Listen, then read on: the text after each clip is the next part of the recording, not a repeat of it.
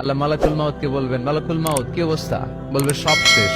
মাইয়াপ্পা, কে বাকি? মালাকুল মাউত বলবে জিনেরা বাকি, যাদেরকে দেখা যায় না। আল্লাহ বলবেন জিনদেরকেও শেষ করে ফেলো, রুহু কবজ করো। মালাকুল মাউত আজরাইল জিনদের রুহু কবজ করবে। আল্লাহ এবার জিজ্ঞেস করবে, ইয়া মালাকাল মাউত আখবিরনি মাইয়াপ্পা, এবার বলো আর কে বাকি? মালাকুল মাউত বলবে, আল্লাহ মানুষগুলো সব শেষ, জিনগুলাও শেষ, এবার বাকি ইবলিস শয়তান। কে বাকি? ইবলিসরেও শেষ করো, ইবলিসও শেষ। আল্লাহ আবার জিজ্ঞেস করবেন, ইয়া মালাকাল মাউতি মাইয়াব্বা, আর কে বেঁচে আছে বলো?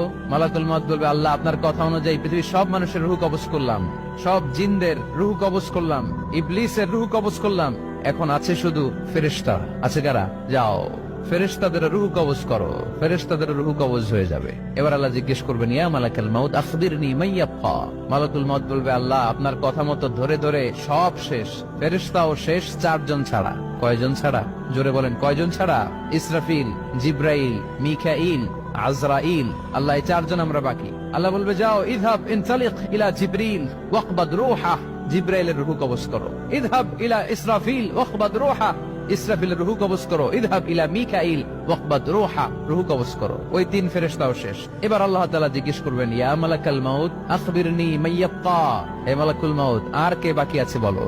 মালাকুল মাউত বলবে, আল্লাহ আপনার কথা মতো মানুষগুলো শেষ, জিনগুলো শেষ, ইবলিস শেষ, আমার বাকি 3 ভাই ইসরাফিল, মিকাইল, জিব্রাইলও শেষ, শুধু আমি, শুধু আমি।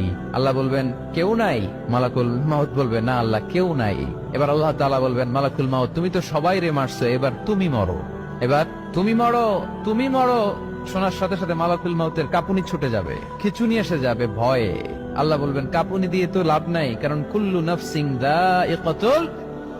রব্বুল আলামিন বলবেন, মালাকুল মাউত কেঁদো না, এটাই দুনিয়ার বিধান, আমি আল্লাহর দেয়া বিধান, এটাই, জন্মালেই মরতে হয়। যাও, জান্নাত জাহান্নামের মাঝখানে একটা জায়গা আছে, জায়গাটার নাম হলো আরাফ।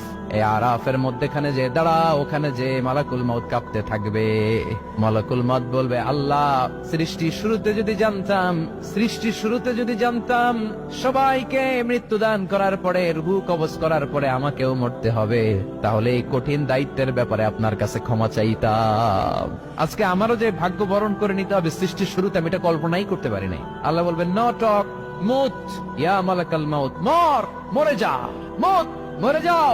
বলার সাথে সাথে মালাকুল মাউত এক বিকট চিৎকার হাঁকিয়ে মরে যাবে। মালাকুল মাউতের চিৎকারটা সেদিন এত ভয়ঙ্কর হবে, বিষ্ণু ঈসা ইসলাম বলেন, ওই চিৎকারের আওয়াজ যদি পৃথিবীর মানুষেরা কান দিয়ে শুনতে পেত, তাহলে কিয়ামত সংগঠিত হওয়ার জন্য আলাদা করে ইসরাফিলের সিঙ্গার প্রয়োজন হতো না।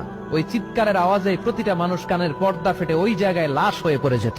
এবার ডানে বায়ে সামনে পেছনে উপরে নিচে কেউ নাই, একজন ছাড়া। জোরে বলতে হবে, তিনি কে?